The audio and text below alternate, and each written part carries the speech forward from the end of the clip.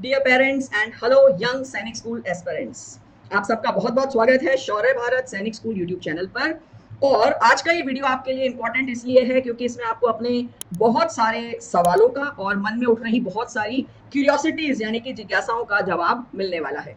इसलिए मेरी आपसे रिक्वेस्ट है कि इस वीडियो को एंड तक देखिए और साथ ही वीडियो को उन सभी लोगों के साथ में शेयर कीजिए जिनके मन में भी ये समान सवाल उठ रहे होंगे। और इस टाइम अगर मैं देखती हूं तो सबसे बड़ा जो सवाल आप सभी लोगों के मन में उठ रहा है वो है सैनिक स्कूल का नोटिफिकेशन कब आएगा। मेरे पास दिन भर में बहुत सारे कॉल्स और व्हाट्सएप मैसेजेस सिर्फ इस चीज के लिए आते हैं कि मैम सैनिक स्कूल का नोटिफिकेशन कब आएगा।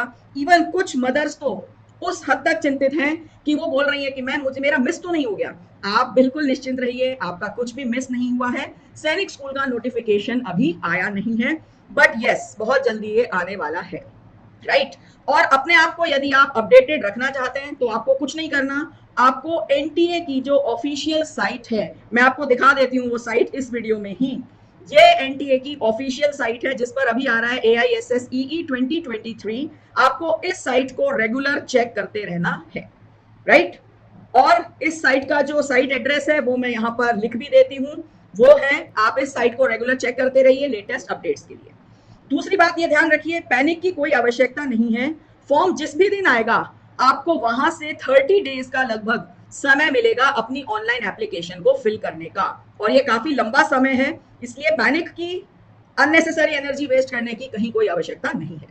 नेक्स्ट आइए अब समझते हैं ये नोटिफिकेशन डिले क्यों हो रहा है। मेरे हिसाब से अगर हम देखें तो दो बड़े चेंजेस, दो बड़े बदलाव आपको देखने को मिलेंगे। पहला बदलाव देखते हैं सबसे पहले। लास्ट ईयर जब पेरेंट्स एंड स्टूडेंट्स सैनिक स्कूल का एग्जाम हुआ था तब ऑनलाइन फॉर्म में सिर्फ और सिर्फ एक चॉइस आपसे ली गई थी, चॉइस ऑफ सैनिक स्कूल की मैं बात कर रही हूँ, राइट। लेकिन जब सैनिक स्कूल का स्कोर कार्ड आया वहां पर इन लोग ने स्टार्ट की थी, मतलब एनटीए ने स्टार्ट की थी क्या, ई काउंसलिंग। और ई काउंसलिंग के माध्यम से आपसे 9 सैनिक स्कूल्स और साथ में 5 न्यू सैनिक स्कूल्स की चॉइस और पूछी गई थी। इस बार मुझे ऐसा लगता है कि ये सारा काम एक स्टेप में ही हो जाएगा, यानी कि जब ऑनलाइन एप्लीकेशंस फिल होंगी वहीं पर आपसे 10 सैनिक स्कूल्स की और 5 न्यू सैनिक स्कूल्स एनएसएस की चॉइस ली जाएंगी, राइट। एक कारण तो मुझे ये समझ में आता है डिलेड नोटिफिकेशन का, दूसरा एक कारण और भी है, आइए उसको भी समझते हैं। माननीय सुप्रीम कोर्ट ने 26 मार्च 2022 को एक आदेश जारी किया था जिस आदेश के तहत भारत में, इंडिया में 21 न्यू सैनिक स्कूल्स को अप्रूव किया गया था, राइट। नाउ AISSEE 2022 के जरिए 21 में से 8 न्यू सैनिक स्कूल्स में एडमिशंस लिए गए थे फर्स्ट ईयर में। देन AISSEE 2023 के जरिए 18 नए सैनिक स्कूल्स में एडमिशंस लिए गए थे। और अब हम AISSEE 2024 के बिल्कुल नजदीक खड़े हुए हैं और अब 42 न्यू सैनिक स्कूल्स यानी कि नए सैनिक स्कूल्स में एडमिशन लिए जाएंगे AISSEE 2024 के माध्यम से। यानी कि 42 नए स्कूल्स को इंटीग्रेट करके और एक ही बार में नए सैनिक स्कूल्स और एग्जिस्टिंग 33 सैनिक स्कूल्स की चॉइस एक साथ ली जाएगी। एंड कहीं ना कहीं ये रीजन मुझे समझ में आ रहा है नोटिफिकेशन की डिले होने का, right. Am I clear on this? चलिए जी, अब बहुत से कुछ जनरल क्वेश्चंस मेरे सामने आ रहे हैं पेरेंट्स के, आइए उनके भी सवालों के जवाब हम लोग धीरे धीरे करके समझते हैं।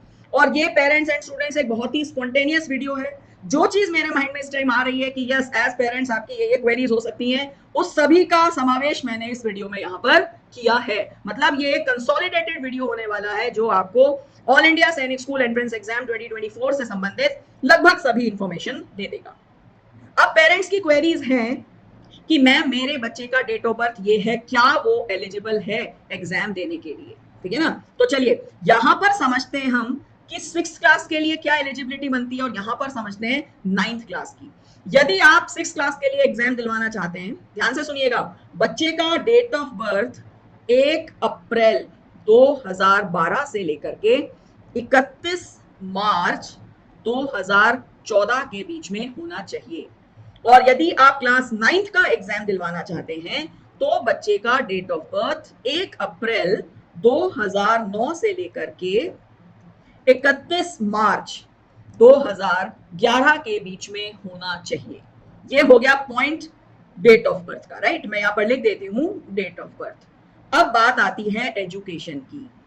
यदि 6th में बच्चा है तो सिर्फ और सिर्फ डेट ऑफ बर्थ मैटर करता है। यहां पर बिल्कुल ऐसा जरूरी नहीं है कि बच्चा 5th पास हो तो ही वो 6th का एग्जाम देगा। अगर बच्चे की डेट ऑफ बर्थ इस रेंज में है, he or she is eligible for exam। लेकिन यस, 9th की अगर यहां पर मैं बात करती हूं तो बच्चे का किसी भी रिकॉग्नाइज्ड स्कूल और रिकॉग्नाइज्ड बोर्ड से क्लास 8th क्लियर होना जरूरी है। यानी कि अंडरगोइंग जो बच्चे हैं क्लास 8th में वो एग्जाम दे सकते हैं नेक्स्ट ईयर 9th क्लास में एडमिशन के लिए। अब बात करते हैं जेंडर की। जेंडर की यदि हम बात करते हैं तो 6th के लिए only boys and girls both are eligible, right. लेकिन यदि हम बात करते हैं 9th की, देन उस केस में ओनली बॉयज आर एलिजिबल। ये बात आपको ध्यान में रखनी है।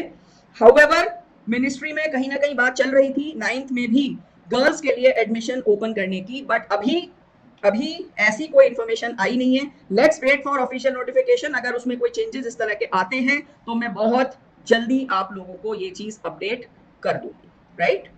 क्योंकि जैसे ही नोटिफिकेशन आएगा उसके ज्यादा से ज्यादा 2 से 3 घंटे के अंदर अंदर मैं आपके लिए एक वीडियो लेकर के आ जाऊंगी जिसमें नोटिफिकेशन के सारे सेलिएंट फीचर्स आपको मिल जाएंगे। अब यहाँ पर अगर आपका बच्चा ऑलरेडी क्लास 6th में है और 9th में है लेकिन डेट ऑफ बर्थ के हिसाब से एलिजिबल है तो भी आप एग्जाम दिलवाइए। इट्स वर्थ कि बच्चा एक बार सैनिक स्कूल का एग्जाम दे। सिलेक्शन होना नहीं होना अलग बात है, और हो जाता है तो रिपीट करना कोई बुराई नहीं, अकॉर्डिंग टू मी, राइट। तो ये तो हो गई बात एलिजिबिलिटी की।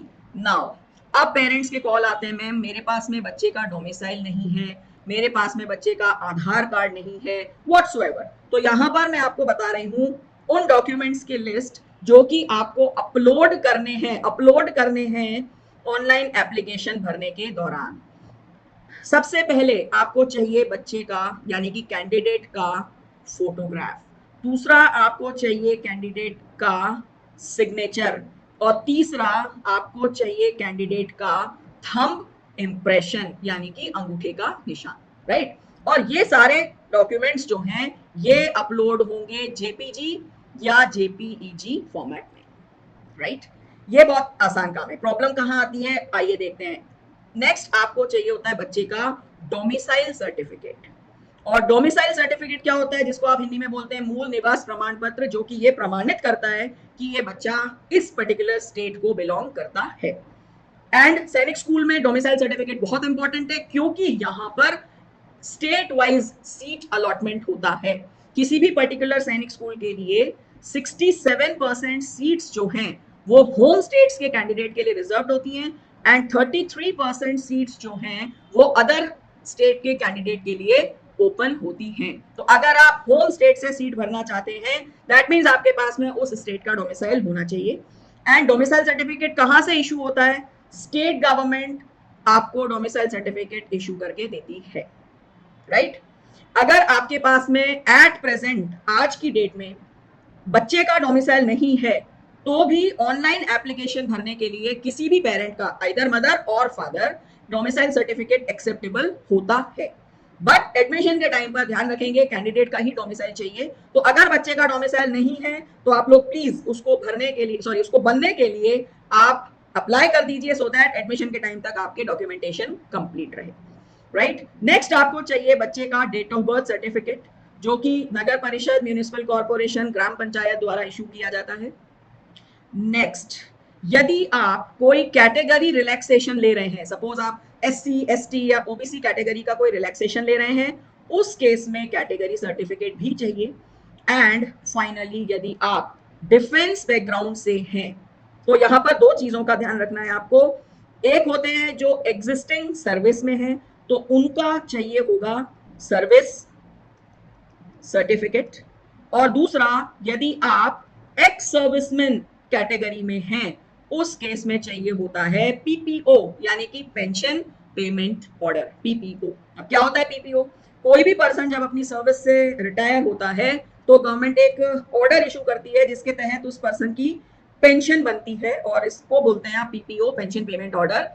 यहाँ पर इंपॉर्टेंट चीज है, पीपीओ का हर व्यक्ति का पीपीओ नंबर होता है, वो नंबर बहुत इंपॉर्टेंट है। तो ये पेंशन पेमेंट ऑर्डर आपको लगाना होगा अगर आप एक सर्विसमैन कैटेगरी में फॉर्म भरते हैं तो। यहाँ तक पॉइंट्स क्लियर हैं। एंड ये जितने भी डॉक्यूमेंट्स मैंने आपको ये वाले बताए हैं ये सारे अपलोड होते हैं पीडीएफ फॉर्मेट में। तो अब ये वीडियो आपको कैसे हेल्प करेगा, जैसे ही नोटिफिकेशन आएगा आपको इन सब डॉक्यूमेंट्स की आवश्यकता होगी। आप अभी वैलेंटाइन इनको रेडी करके स्कैन करके पीडीएफ बना के रख लीजिए सो दैट जैसे ही फॉर्म आता है आप अपनी प्रोसेसिंग शुरू कर सकते हैं। राइट। अब एक बात और, आधार कार्ड बच्चे का अपलोड नहीं होता लेकिन बच्चे के पास में आधार कार्ड होना मैंडेटरी है। रीजन, फॉर्म में आधार नंबर बच्चे का एंटर होता है और जैसा कि मैंने आपको भी बताया नोटिफिकेशन से लास्ट डेट के बीच में 30 डेज का गैप होता है। यदि बच्चे के पास में आधार कार्ड नहीं है तो आप लोग प्लीज अप्लाई कर दीजिए, आपको 30 डेज के अंदर अंदर अपना आधार कार्ड मिल जाएगा, आधार नंबर अलॉट हो जाएगा। फिजिकली नहीं भी आता तो आपको ई आधार कार्ड 15 to 20 डेज के अंदर मिल जाता है। राइट। तो ऐसा करने से क्या होगा, आपका फॉर्म भर जाएगा, आपका साल नहीं खराब होगा। राइट स्टूडेंट्स, तो ये चीजें बहुत इंपॉर्टेंट थी जो मैंने आप लोगों को बता दी हैं। अब नेक्स्ट क्वेरी मेरे पास में आती है गर्ल्स के एडमिशन की। वैसे तो मैंने आपको बिल्कुल क्लियर कर दिया है, स्टिल मैं दोबारा बता देती हूँ। 6th क्लास में एडमिशन गर्ल्स एंड बॉयज दोनों का होता है, बट अगर 9th के लिए आप अप्लाई करते हैं उस केस में सिर्फ और सिर्फ बॉयज एलिजिबल हैं एडमिशन के लिए। Girls are not eligible for admission to class 9th in any Sainik school. Right. Right. So I hope कि ये इंफॉर्मेशन आपके लिए बहुत यूजफुल रहेगी। अब बात आती है टाइम की। बहुत से पेरेंट्स कहते हैं मैम अब तो टाइम ही कहाँ है तैयारी का। उस पर मेरा जवाब है ऐसा बिल्कुल नहीं है। आज हम 1 नवंबर पर हैं एंड सैनिक स्कूल के एग्जाम की टेंटेटिव डेट मैं आपको बताती हूँ 7 जनवरी 2024। एंड अगर मिलिट्री स्कूल का आरएमएस का एग्जाम है तो इसकी टेंटेटिव डेट मैं आपको बता रही हूँ। नोटिफिकेशन आने पर I will update everything, but yes अभी आज की डेट में मैं पॉसिबली बता सकती हूँ कि 17 दिसंबर 2023 को ये एग्जाम होगा। तो आरएमएस के लिए आपके पास अभी भी 45 डेज का समय है एंड सैनिक स्कूल के लिए आपके पास 2.25 मंथ का टाइम है और ये टाइम कम नहीं होता अपनी तैयारी के लिए, बशर्ते कि इस टाइम का मैक्सिमम यूटिलाइजेशन किया जाए। और इस टाइम के प्रॉपर यूटिलाइजेशन के लिए शौर्य भारत लेकर के आया है आप सभी के लिए क्रैश कोर्स क्लास 6th और क्लास 9th दोनों के लिए। क्रैश कोर्सेज शुरू हो रहे हैं 1 नवंबर से एंड एग्जाम तक ये क्रैश कोर्स चलेगा। क्रैश कोर्स में आपको पूरा कोर्स कंप्लीट कराया जाएगा और साथ ही आपको mock test and previous years के पेपर्स भी सॉल्व करवाए जाएंगे सो दैट आपको पेपर का लेवल, किस टाइप के क्वेश्चंस आते हैं पेपर में, किस चैप्टर में से किस तरह के क्वेश्चंस पूछे जाते हैं, ये सब चीजें वेल इन टाइम क्लियर होगी। राइट। तो एक क्रैश कोर्स शौर्य भारत का अवेलेबल है।